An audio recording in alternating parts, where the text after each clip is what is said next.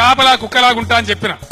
అంటే కుక్కలు పాడవాడు అడ్డమైన కుక్కలన్నీ మా దగ్గరనే దాపరమైన ఈ కుక్కలు కుక్క పాడవాడు. ఈ కుక్క ఎక్కడ వాయన ఈ కుక్క ఎవరిదిరో ఈ కుక్క ఎవరయ్యా కుక్క వచ్చిందండ్రి. నేను కాపలా కుక్కలాగుంటా అని చెప్పిన. వచ్చి నీ పాడుగా నువ్వా సారు కుక్క అనుకున్నావు, నువ్వు ఏమనుకోకు సారు. నేను ఎప్పటి నుంచో చెప్తా ఉన్నా. ఏందది?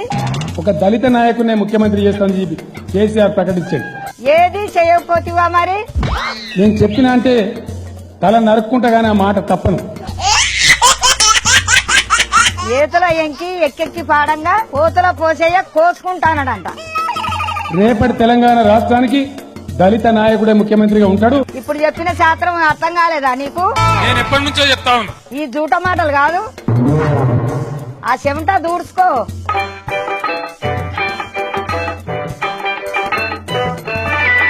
అబద్ధం చెప్పినప్పుడు చెమటలు గట్టినే వస్తాయి.